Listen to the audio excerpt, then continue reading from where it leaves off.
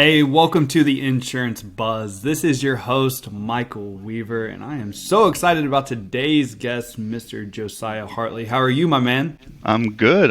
Thank you for having me. Happy Wednesday to you. Yeah, man. Thanks for coming on today. I'm super excited. So I like to start every podcast off with, who was Josiah before insurance? I have a not remotely insurance-related background. So I had a hard time in school, and college was definitely not my forte. So I was working out a lot, and I started personal training people. And I kind of basically rented a space at a gym, and I was training clients. After a couple of years, I ended up being asked to manage the gym. So I'd manage the gym and train clients. And one of the people that was working out there was an insurance agent with Allstate. And so we kind of got to know each other, and he kind of saw my work schedule. And you run a gym, it was like open it at 5 a.m. and close it at 10 p.m., go home and eat lunch in the middle. So he was like, the amount of work you're doing running this is like you could do a lot more with a lot less hours in insurance. You should get your licenses. So he talked me into getting my licenses and kind of guided me on how to find a book of business and meet with the bank. And so that's kind of before and kind of how we segued into that. Okay, that's awesome, man. So you went from gym ownership to insurance agency ownership. So what necessarily attracted you to insurance besides maybe the lack of time that you may have to invest to make the same amount, if not more money? Yeah. The financial aspect was obviously big. I didn't know much about it at the time, except when you met people who, were insurance agents, they seemed to have like a nice house and a nice car. Like that was like the extent of my knowledge. But at that time, I had my daughter, my wife and I had her. And I was working 6 days a week. I would go home at lunchtime and eat and try to see her for a little bit. But like by the time I got home, she was in bed. I worked Saturdays. So we had like 1 day a week. And so when we were starting to build a family, I'm like, man, like to have the income to provide for them, I have to work this schedule. But by working this schedule, I don't even see my family. And so that was like the major overriding factor. And I got some good advice from a gentleman, and he was talking about, you need to find something that can make you money without you physically having to be there for that time. So like my highest, return was training a client. 60, 70, $80 an hour depending on the client. Which wasn't bad in my early 20s, but like if I wasn't physically there training the client, I wasn't earning any money. Yep. I love that, man. That's making money while you sleep. That's right. No, so because when you're young, you're like, I just need to do something. I just need to do something to make money. And so you do like, this is good. And then all of a sudden you're like, oh, I don't know if I want to physically have to be here every minute of my life the rest of my life. Yep, absolutely. And so I think the cool thing in like looking at your bio is you've had intense growth within your journey. And so I think the one thing I want to talk about first is to have intense growth like you're having, you have to have a great team. So let's talk a little bit about maybe your culture, your team, recruiting, things like that, because I think that you can't have the growth you've had in all your businesses without amazing people surrounding you. Yeah. No, I think that's probably the biggest part. We always say like a super simple version is like good people doing good processes, but it starts with the good people, right? So we're really big on how we recruit. I interview tons of people. No exaggeration, probably 200 people a year I interview. And we only have teams ranging typically from like 7 to 12 people at a time. So we go through a lot of candidates trying to find the right fit. Because if we have it split, I have sales teams and I have service teams. So very different personality types. You have your sales leads, your aggressive, don't mind being told no. And then you have your networkers and your nurturers, very sweet. They're going to, be able to hold the customer's hand. So the first thing is like finding the right personality to fit into each of those buckets. And then we really go after, like on the sales side, for example, we want people who already have experience, who are preferably the top in their current office, We want to take that best person, and we call it the move from good to great. Maybe they're doing 30, 40,000 a month, and we're like, how do we get them to 50 or 60,000? With our processes and our training, can we move you from being good to great? It increases your income earning potential. You already come experienced, so we're not teaching you what insurance is. We're trying to do, hey, here's 10 things you can do 1% better. Now you're a 10% better producer. Here's the difference for the agency. Here's the difference in your income.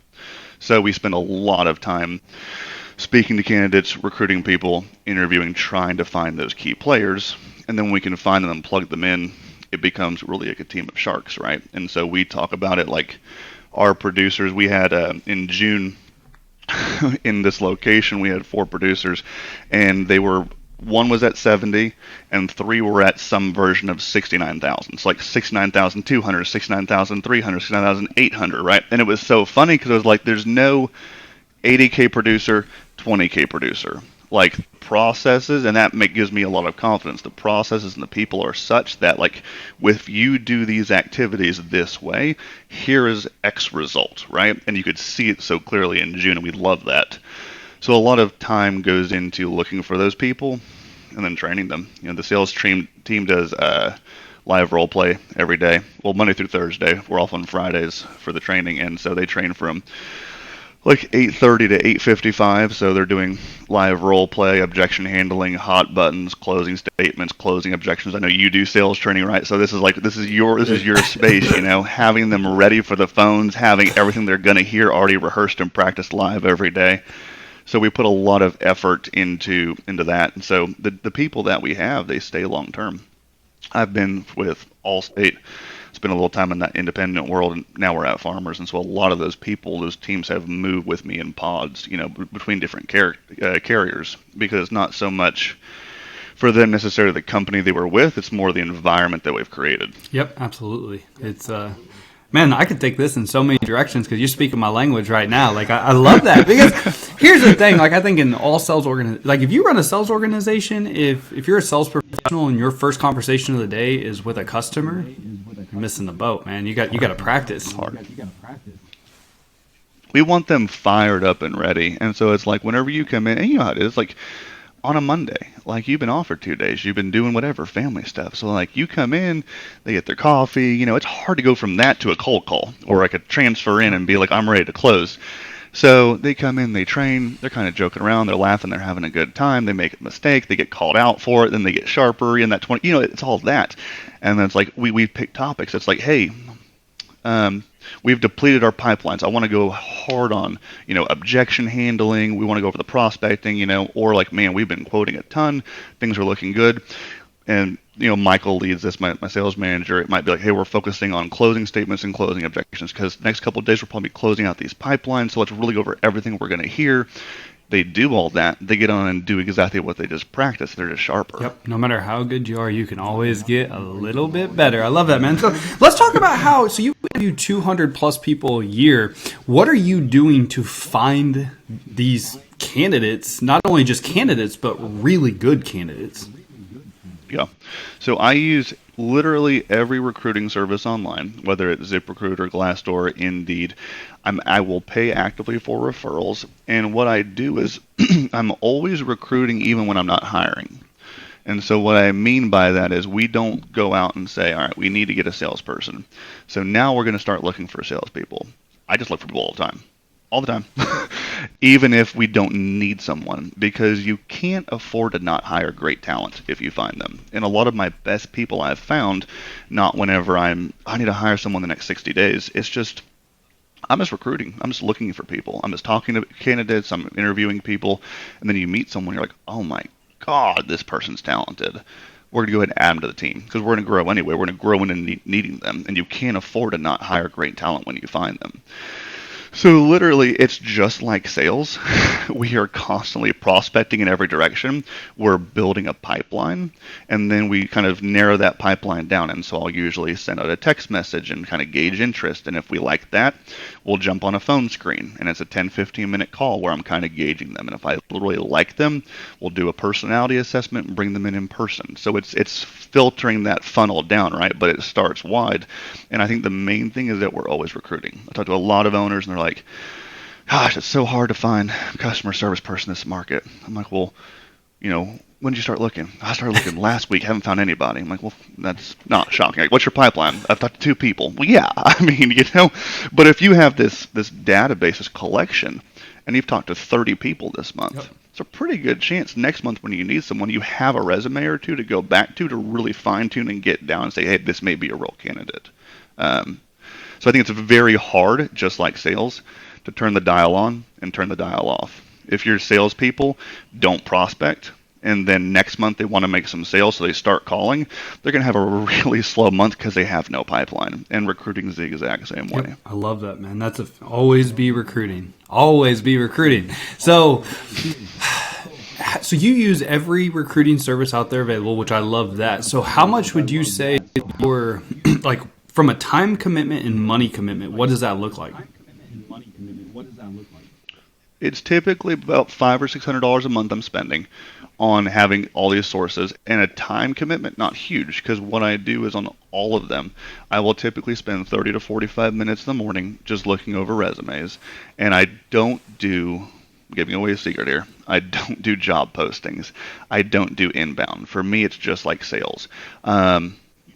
We don't really sit around and wait for people to call us. Maybe occasionally we do live transfers, but typically what I'm doing is I'm searching on all these sites for my criteria. So I may be searching for certain carriers, certain attributes, and I spend 30 or 45 minutes a day. No big deal. Meet with a team, sit in my office 30, 45 minutes, go through my searches. Okay, here's a couple candidates, here's some resumes that match what we're looking for, throw them in my bucket, try to get a hold of their phone number and email. It's proactive, right? I know a lot of people are like, oh yeah, I have this search set up and everyone I get's crap, or I'm not getting anybody. I'm like, well, why don't you search for them? If you needed to sell something, would you sit here and wait for a lead to call you, or would you call the lead, right? Man, that's a super good nugget you just dropped. Anybody out there listening to this, that's good. That's good stuff, man. Like thanks for sharing that. That's very intelligent. Yeah. Well, I think, there's a lot of people looking to hire. Like, I feel like this industry is big. It's competitive.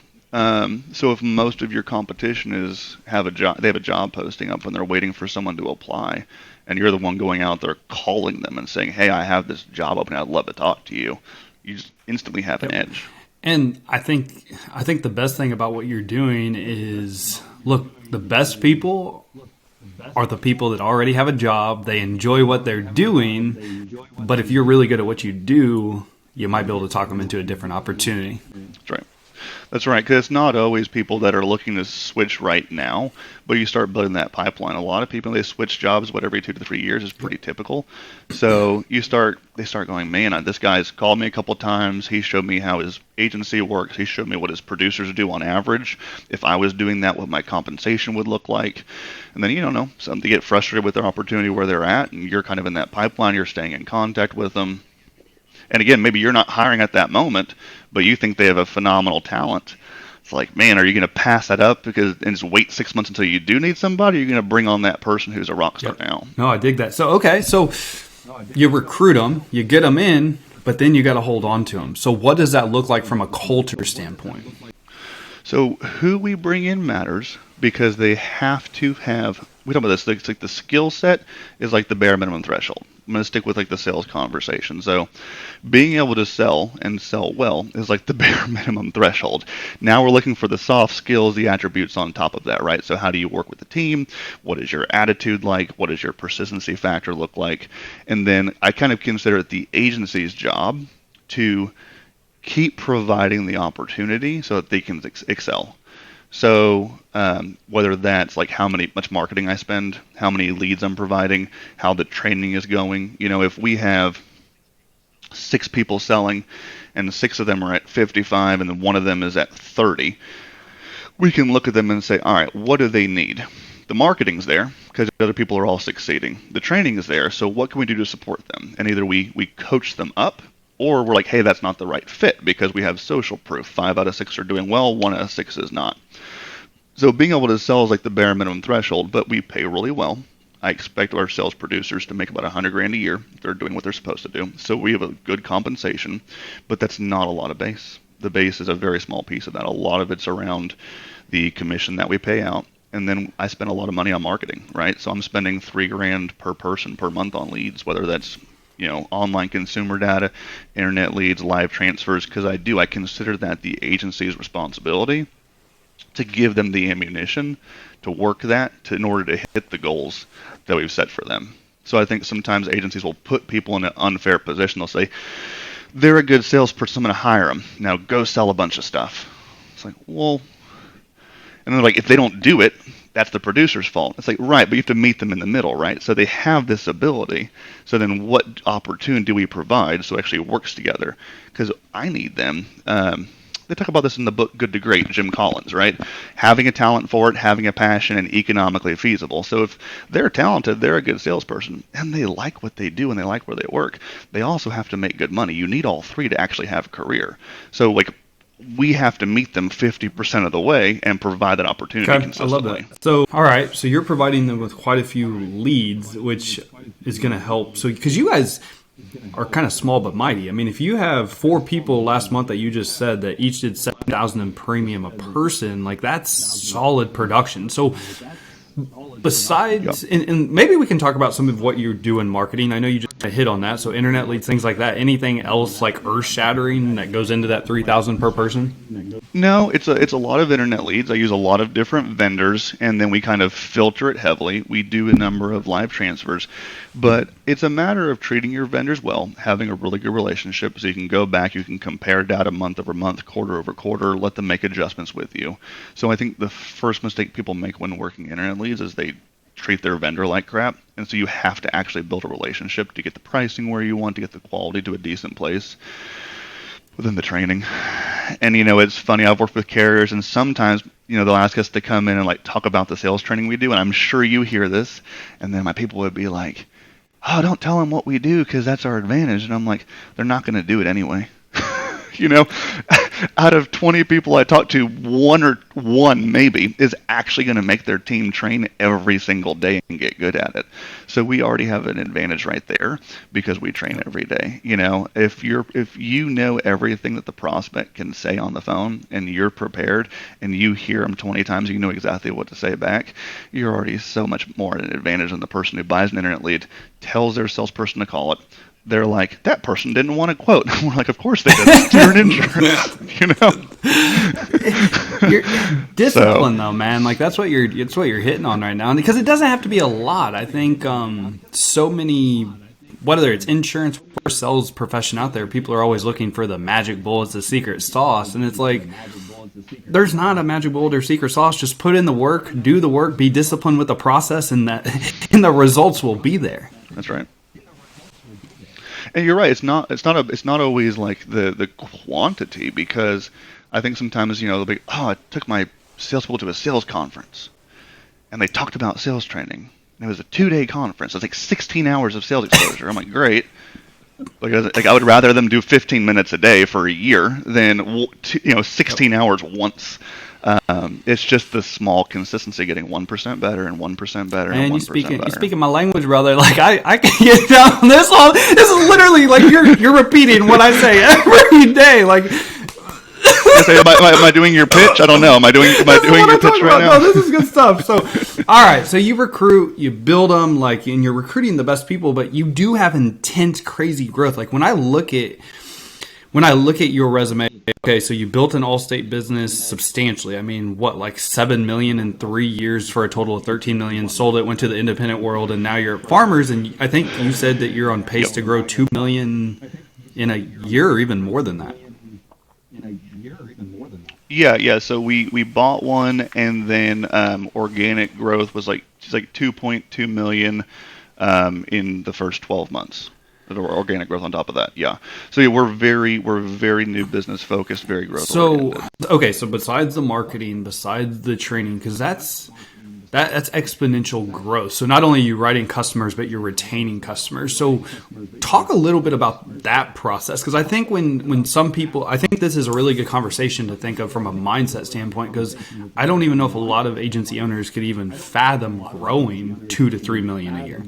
So yeah, I mean you're absolutely right. you have to bring the business in, but you can't let it go out the back door. And so, like I said, we do have it split two different teams, sales and service, with one unified goal, which is growth. And so, one, we're very transparent. I tell them what our premium size is. We have meetings on both sides over what our growth is and what that looks like, what our goals are for the year. And we also put the service team on a pedestal, just like we do the sales team, which I think a lot of agency owners miss that, at least the ones that are growing, right? So the service team has a lot of opportunity to contribute on the retention side. They actually get compensated if they help. If there's like an inspection come back, they get compensated on that. They get compensated for life transfers.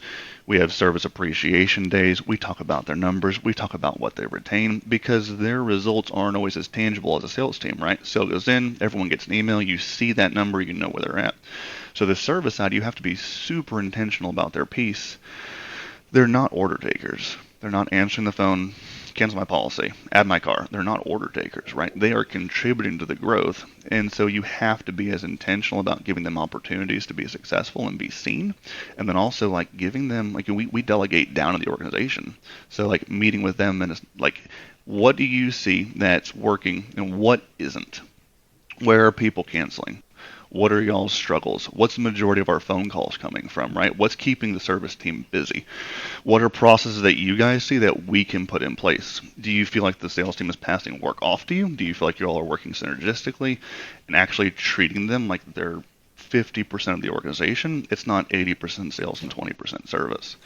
And then we do an annual bonus, right? So we target with carriers trying to get a growth bonus, which most carriers do if you hit certain metrics, and the service team gets paid pieces of that. So they know if we're hitting our growth target, which means retaining the book so we can grow, that they're getting an annual bonus also. And I don't do end of the year bonuses. I don't do Christmas bonuses. I don't do 10-year bonuses.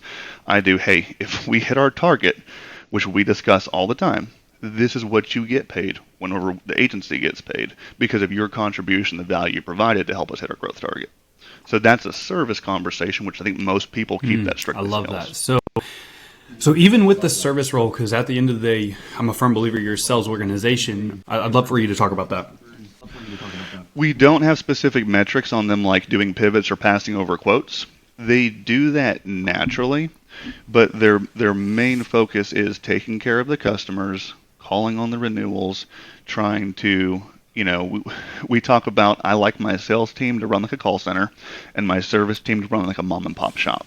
That's kind of how we identify, right? And so I've actually had some agents, one of them just a few weeks ago I was talking to, and he had kind of seen the operation. He was like, I don't want to be offensive, but it's kind of like you have a call center. I was like, no, it's a compliment, man. You're not offending me, But the service team runs like a mom and pop shop. I want you to know the customer. I want you to know their grandson's name. Like, I don't care if you take time on the phone with them because our job is to do high volume to bring business in the door. Once we're there, we retain it through relationship.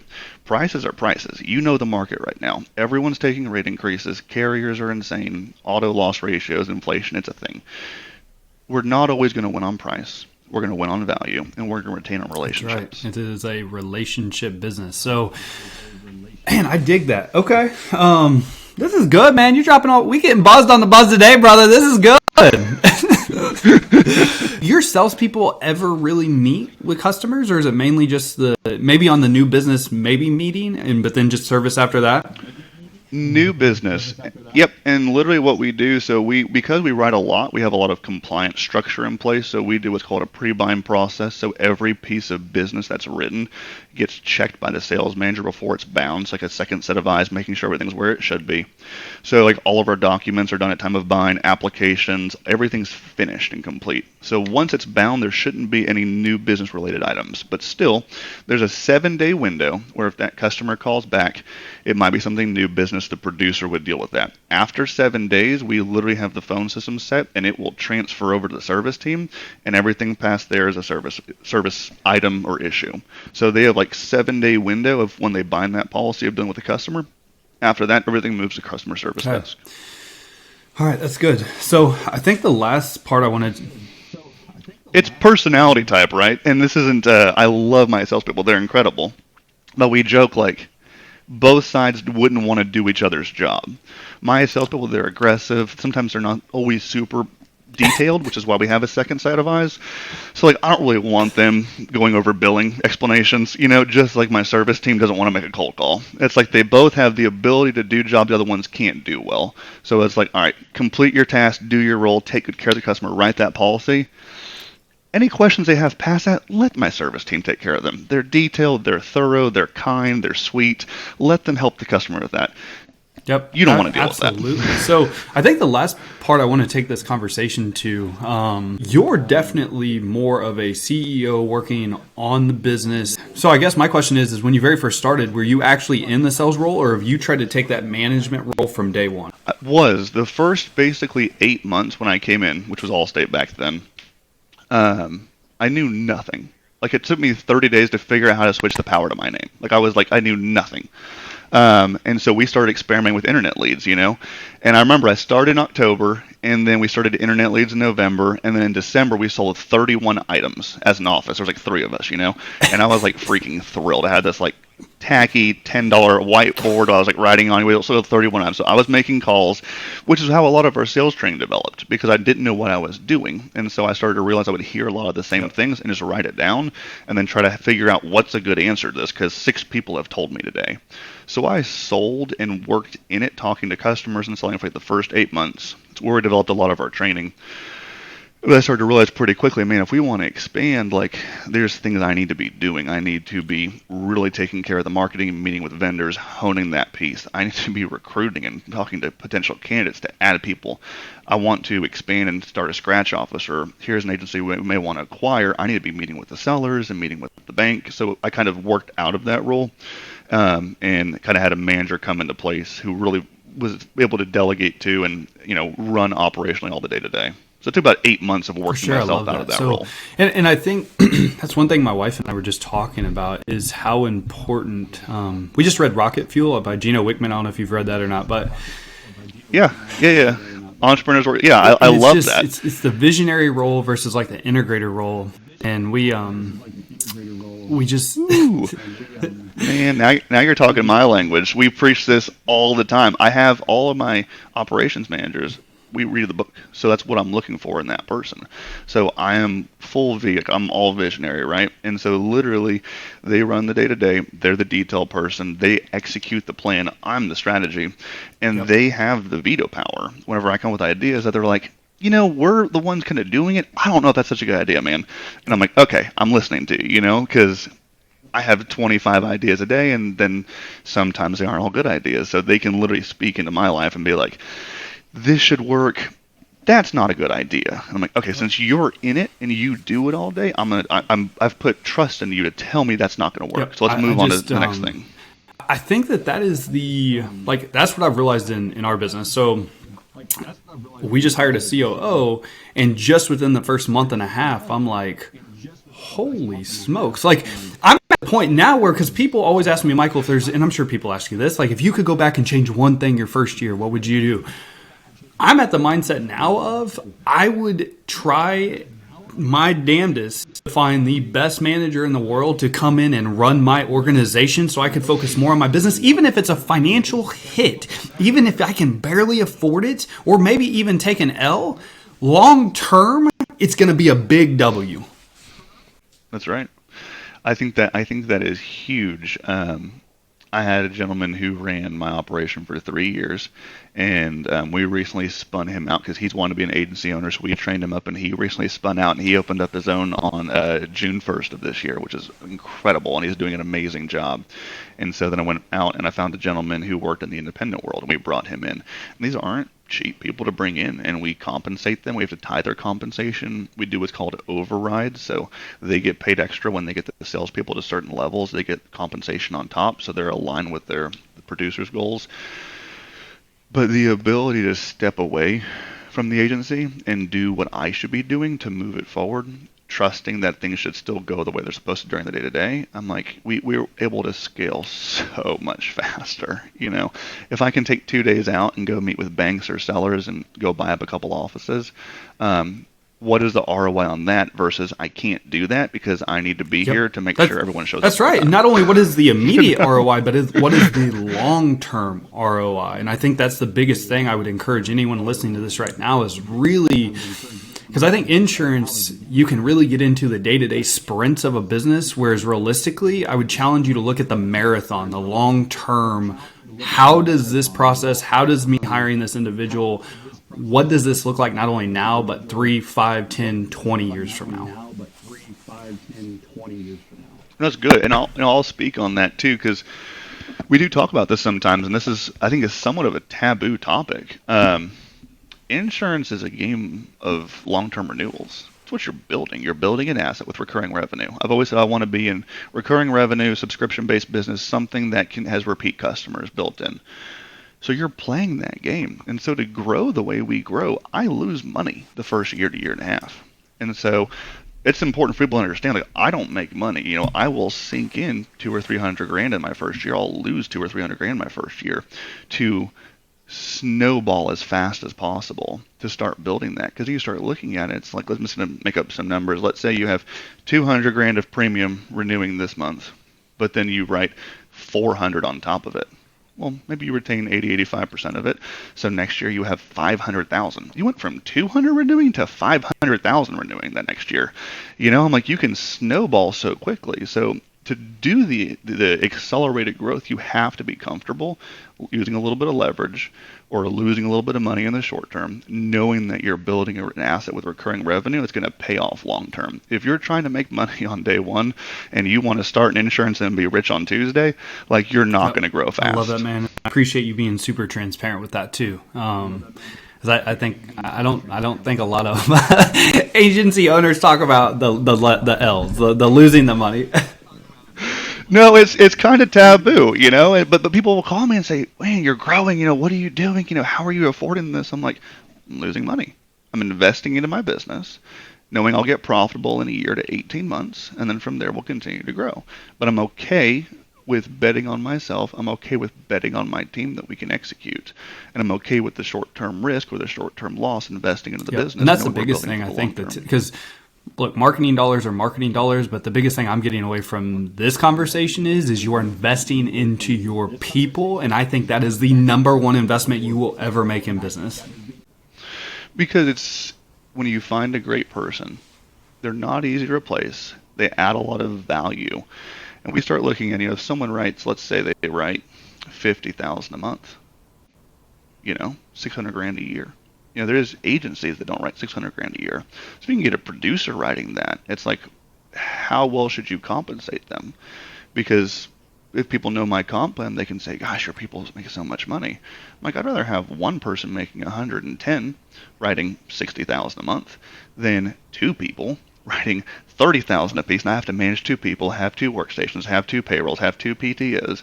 You know, I'd rather have one outstanding candidate who makes excellent money than two mediocre candidates who make okay money. They're a lot harder to retain.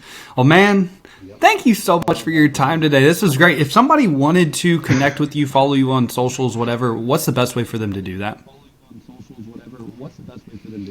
You know, they can find me on Facebook. I'm probably on there more than anything. And then also my email. I think we have the link for that. They can reach out to me. I do a lot of calls. You know, I've had really good mentors in my life. The gentleman I mentioned who got me into insurance, a few others along the way who have really poured into me. So I do try to, like, carve time out, especially when someone newer reaches out. It's like, hey, can I ask for your advice on this? I try to make sure I'm available, so I have no problem with people reaching out to me. All right, man. No, and all that information will be in the show notes, guys. So, for all you listening, y'all know this. Like, time is the most valuable and important asset that we all have. We appreciate you spending it with us. Josiah, I know you're extremely busy, so thank you so much for your time, man. You dropped so many nuggets today. I appreciate it.